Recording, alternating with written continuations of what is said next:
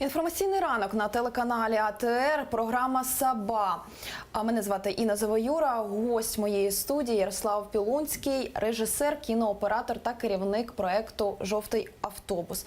Ми з вами завершили попередню розмову більше про розвиток, перспективи розвитку українського кіно. Далі хотілося б поговорити трошки про вас. Ну, по-перше, цікаво, ви з Криму. Коли ви останній раз, власне, були там? Ну, собственно, во время плена, Саме про... да, после референдума. Можете трошечки розповісти подробиці, коли ви ось приїхали під час референдуму до Криму, як все відбувалося, які люди вас затримували і як далі, власне, ви звідти вже повернулися? Ну, сложно это в двух словах описать, да, но, то есть, приехали мы, собственно, приехали вести информационную работу, ту, которую начали еще на Майдане, то есть, проект «Вавилон-13», то есть, это информация из первых рук, с места событий, и с этими же планами, в общем, приехали, пытались чем-то помочь информационно донести землякам информацию о мотивах и о том, как это происходило на Майдане, но уже настолько было информационно заражено пространство, что то есть, накалилась обстановка, и мы такую очень в агрессивную среду попали, и как человек с камерой, вот, для нас было, конечно, тяжело работать, поэтому то есть, сосредоточились на том, что помогали воинским частям блокированным и собирали информацию, вот, видеоинформацию о том, что происходит, то есть, насколько могли. То есть, и, ну, было понятно, что вести какую-то там серьезную деятельность, потому что развивались события очень быстро, поэтому все, что мы могли делать вот, и в ближайшее время, то есть насколько мы могли сопротивляться этому, делали все возможное, ну, в том числе и во время референдума мы как фиксировали уже как для юридического материала эти события. Вот. Ну и в какой-то момент, то есть, повели себя не очень осторожно, но на самом деле просто в момент проведения референдума, то есть мы были на связи с несколькими экипажами, тоже которые занимались сбором информации, юристы, тоже журналисты, вот, что там за 2 дня началась плотная зачистка, потому что начали со связи уходить экипажи, вот, и, в общем, и мы попали в эту же историю. Дальше, ну, сначала это были просто студенты, у которых было в руках оружие, но не более чем травматическое. То есть, когда нас обнаружили с камерой там, на избирательном участке, то отвели в штаб самообороны в Симферополе. Ну, потом всплыла фамилия моя, и кто-то знал моего отца. И после этого мы уже попали в руки серьезных, то есть, специалистов своего дела в этом смысле. Тобто, у зв'язку з тим, що вас пізнали через політичну діяльність вашого батька, я так розумію, да, вас да. взяли у заручники. Що далі? Ну, дальше был подвал, и подвал военкомата, кафель забрызганный кровью, простреленный матрас, там сутки без еды, вот. Ну, потом допрос. Ну, допрос достаточно не жесткий. Мы, конечно, ждали крымский Беркут, вот, потому что в самообороне знали, что мы представляем Вавилон-13, и поэтому то есть мы ждали, что придут разговаривать очень жестко. Но на самом деле зашли студенты, которые просто под балаклавами, было видно, что это молодые ребята. И, в общем, разговор начался, конечно, с ударов в солнечное сплетение, то есть, ну, били трубой по голове, но это делали не профессионалы. И в диалоге с ними удалось даже затронуть какие-то ноты какой-то логики происходящего. То есть, ну, я почувствовал то, что я могу с ними вести диалог. То есть, и это тоже для меня было отправной точкой разобраться, что же происходит на самом деле. Потому что эти парни, они по их мотивации глубинной, они вышли защищать свои семьи. То есть это их была мотивация, не более того. Все остальное это была просто вот точка зрения, которую они считали вот, сознанием. Там, вот. Поэтому Вот, поэтому, то есть у меня нету вот именно на этих ребят никакой злобы. Я понимаю, что там и моя следующая деятельность и сейчас, и с тем же желтым автобусом, она обращена и к таким людям, как они. Ну, врешті, я правильно розумію, що ви досі не бачились з батьком Ну, мы общаемся. по телефону. Да, скайп. І як він, в принципі, там себе почуває? Яка ситуація в Криму, як він пояснює все, що там і обшуки, і затримання з кримськими татарами, зокрема? Ну, тут на самом деле все очень прозрачно понятно, то есть система защищается, то есть инструментов все меньше и меньше, и из доступных инструментов просто юридически оправдывают свое присутствие, уже оно оправдано, да, но теперь, так как мировое сообщество этому сопротивляется, то есть, ну, мировое сообщество не признает аннексии, и поэтому приходится апеллировать к той информации, которая есть на руках. То есть они апеллировали всегда к тому, что это выбор крымского народа. Значит, соответственно, сейчас нужно сделать все, чтобы не было другого голоса крымского народа, кроме того, который голосовал за присоединение к России. Поэтому сейчас это, ну, это абсолютно логичные действия для агонизирующей оккупационной власти.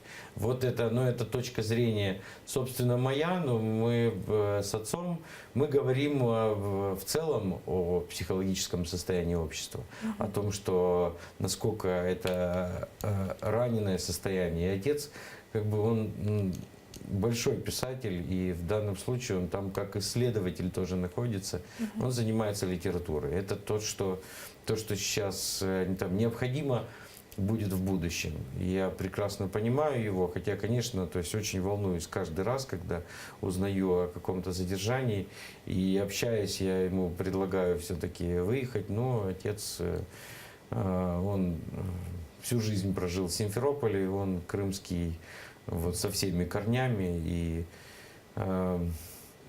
как мужчина, как сын его, я волнуюсь, но точно так же, как мужчина, опять же, и как сын понимаю. Пане Ярославе, у 2014 році вас оголосили персоною нон-грата в Російській Федерації. Яка зараз ситуація з цим всім? Це, я так розумію, рік була ця заборона. Ну, вообще было на 3 года, но дело в том, что когда меня депортировали, это произошло в Москве, меня пригласила на клип еще Королева Наташа на съемки, и в Шереметьево, то есть меня закрыли. После этого дали корешок с каким-то с указанием на какой-то из актов по пересечению границы, но номер этого акта не присутствует нигде, ни в каких законодательных органах, потому что мы с юристами проводили, то есть анализ, но это было придумано с потолка. То есть я понимаю, что просто рисковать еще раз туда заезжать я не буду. Ну просто, снять там запрет на въезд, но это бюрократическая система. То есть они тоже не подневольные люди. То есть там пограничники, которые мною занимались, они очень переживали за мое самочувствие и очень переживали за свое самочувствие. Зачем это на моей смене читалось между строк? Вот. Поэтому я понимаю, что сейчас рисковать, ну, нету никакого смысла, да и большого желания ехать в эту страну. Ну, в России у меня нету, а в Крым я не могу по той же причине. То есть это просто подвергнуть риску и своих друзей в тому числі. Щодо Майдану, ну, по-перше, хотілося від вас, що ви бачили, що чули. І я читала ще ваші інтерв'ю, ви наголошували на тому, що перший час, коли ви їздили до Криму, ви, зокрема, намагалися людям пояснити, що відбувається там, чому люди там мітингують тощо. На той момент батько підтримував вашу позицію? Ну, я занял позицию исследователя, вот, то есть я смотрел внимательно. Конечно, я поддерживал события на Майдане, но это был мирный протест, и он в такой форме и существовал долгое время, пока это все не перешло какие-то границы. Конечно, было много разных сил, которые на Майдане занимались своими задачами. И в этом смысле, то есть общество, которое собралось со своей мотивацией, им все равно манипулировали. То есть это происходило раскачивание этой ситуации, это простые технологии. Вот. Ну, ровно поэтому, опять же, наш фильм и был это внимательное исследование о том, как ведет себя гражданское общество, как эти люди, которые не привязаны ни к какой политической силе, они вышли возмущенные после того, как побили студентов, вот, и они приняли решение вот, защищать мирный протест теми возможностями, которые есть у мирных протестующих.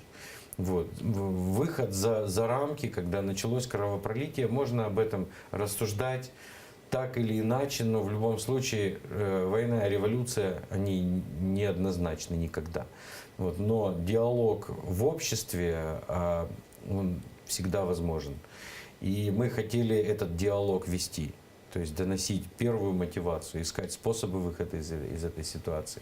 Вот. Но психологическая структура мозга человека такова, что когда наступает этот момент, падает забрало, и человек не слышит, не видит, и говорить ему правду бессмысленно. То есть, ну, для меня вот вся работа пропаганды, она сводится к простому тезису: это секта. Большая крупнобюджетная секта по всем принципам. То есть воздействие на каждого человека индивидуально. Вывести человека из состояния подверженности вот конкретной точки зрения, это только вернуть его в состояние критической мысли, когда он может сам за себя принимать решения, ориентироваться в информации, сравнивая ее. И опять же мы возвращаемся к желтому автобусу, как вывод наш о том, что мы работаем над тем, чтобы оставить человеку способ критического мышления. Перша сотня. Кому варто подивитися першочергово? Ну, на самом деле это всем, кто не был на Майдане. Для того, чтобы понять мотивацию защитников Майдана, от первых и до последних, тех, кто пошел на войну добровольцем. То есть это тот самый пассионарный толчок, который государство Украина за счет вот таких людей он и произошел. Это волонтеры, это добровольцы.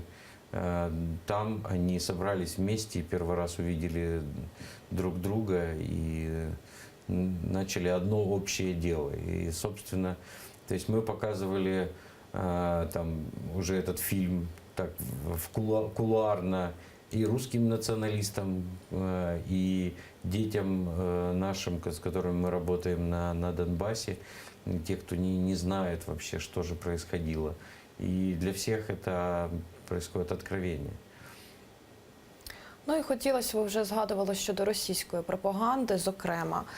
Така новина. 7 діб адміністративного арешту, саме стільки у Москві присудили людям, які зірвали показ фільму про Донбас.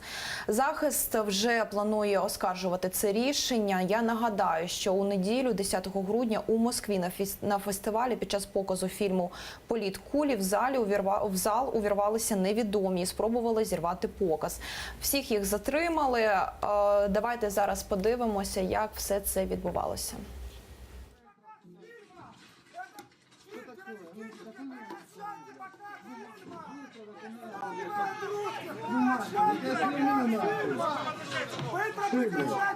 Снимала, фильма не будет такого, где убивают русских. Прекращайте показывать.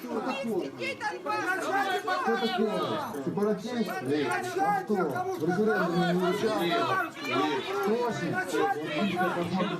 Я уже закрою рот, что говорите. Вот это показ, это фашизм.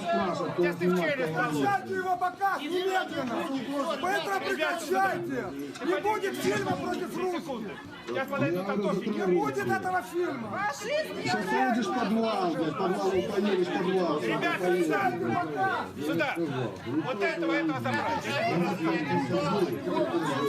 Сейчас ты пойдешь. Донецк 59, запомни? Не перейди.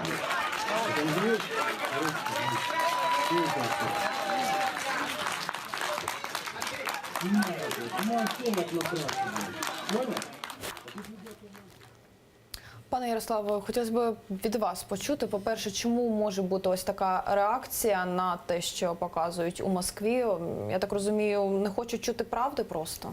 Да, этот человек не хочет посмотреть на себя в зеркало. Но к этому он пришел не сразу. Это вот конкретно больное общество. Это больное сознание, которое уже потеряло точки опоры. То, что их задерживает полиция, говорит о том, что это не проплаченная акция, а это действительно стихийный, это порыв. То есть конкретно люди не хотят видеть еще другую точку зрения. То есть вот эта сектантская технология, она дает свои плоды. То есть это приходит ответка от воздействия пропаганды. Это происходит и на бытовом уровне, и просто на дорогах там. Это одно из проявлений, просто оно очень конкретизировано по отношению к этому произведению. Но это просто симптомы больного общества. Як ви думаєте, колись це зміниться? Що робити? Як з людьми розмовляти? Адже через культуру мистецтво не виходить.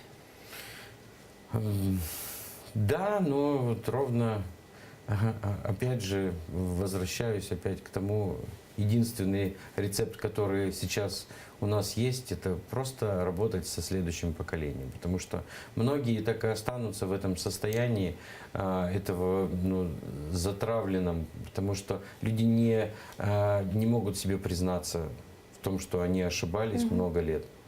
В том, что то, что им навязано, даже если вокруг будет цвести цветы и все станет мирно, то человек останется с травмой до конца жизни. То есть это только индивидуальная работа психолога с человеком и выведение из среды. А в массовом сознании, вообще в обществе это очень сложно сделать. Пане Славе, я так розумію, ви давно, коли останній раз були взагалі в Росії, в Москві, працювали, можливо, з кимось, якісь створювали кліп, чи ось у 2014-му це був останній раз, коли вам заборонили? Ви 3D фильм, который мы снимали, это российская группа, то есть и там цветокоррекцию мы финализировали перед премьерой. Это было уже, когда Майдан стоял, и у нас был диалог и с российскими режиссерами, режиссерской группой. Я был в Москве, то есть мы вели диалог, еще какое-то время приезжали, был обмен, ребята приезжали из Москвы в Киев. Потом еще было предложений много после ВИА из России, там и от канала «Россия-24». Вот. Но здесь уже было уже принципиально моя позиция, не взаимодействовать. И просто это все сводилось на юмор. Вот. Я отказывался или ставил такие гонорары, и отшучивался на эту тему. То есть там говорят, вот, хотим пригласить вас на фильме, а сколько вы стоите? Я говорю, вот столько-то, да. А можно ли скидку? Я родился и вырос в Крыму. На каком основании я должен давать вам скидку? Но мы же за вас, мы все понимаем. Говорю, не волнуйтесь, 30% гонорара я отдаю снайперу на патроны, так что ваши деньги не пропадут даром. И в таком стиле я вел, пока, конечно, не успокоилась. Еще продолжаются звонки, иногда, просто люди, те, которые не прочитали мою историю, еще по результатам работ, которые они видят в интернете, по поводу старых работ, фильм «Orange Love», в том числе, да. Які далі у вас плани, кіно, проекти, що це буде? Сейчас очень цель поставлена все-таки запустить «Желтый автобус» как индустриально, для того, чтобы это была студия, куда могут прийти дети. То есть нам нужна сейчас студия, из которой мы начнем вести трансляцию. У нас официально в Попасной открылась первая киномастерская, и у нас 6 городов готовы продолжать открывать мастерские. И нам нужно зайти в теплый павильон павильон, где студенты смогут практиковаться в работе со светом и уже начинать выдавать образовательный контент и общаться с детьми, давать задания. И дальше следующим этапом мы выводим это все на взаимодействие с рекламными агентствами, продакшенами и учебными заведениями, в том числе и коммерческими. Как только мы соберем команду, вот сложим этот проект и запустим его, ну, я думаю, что в тестовый режим, там, год-два я буду очень сильно занят проектом «Желтый автобус», пока не сформируется крепкая команда, которая полностью этот комплекс потянет. Но параллельно я снимаю рекламные ролики, заставки для телеканалов, клипы. Вот. Конечно, гораздо меньше, все силы уходят на «Желтый автобус», вот. Но есть предложения серьезные по международным проектам, полнометражный фильм. Я надеюсь, что там получится. Есть потенциальное предложение о фильме, где история касается там юного спортсмена парусного спорта, а это, в общем, собственно, история про мое детство, потому что я в детстве в Севастополе занимался с 1 класса парусным спортом, и поэтому мне это близко, и если, дай бог, что все сложится, и это хороший фильм, хорошее для меня там предложение, которое я з удовольствием реалізую. Пане Ярославе, у вас стільки планів, вже є багато роботи, ще хочете наперед собі забити графік, коли відпочиваєте? Ну, так, меняя род деятельности и проводя время с детьми, с семьей. Добре, пане Ярославе, дякую вам за цю цікаву розмову. Ярослав Пілунський, режисер, кінооператор та керівник проєкту «Жовтий автобус» був гостем цієї ефірної години. А я на сьогодні вже з вами прощаюся. Чекаю на вас завтра з самого ранку.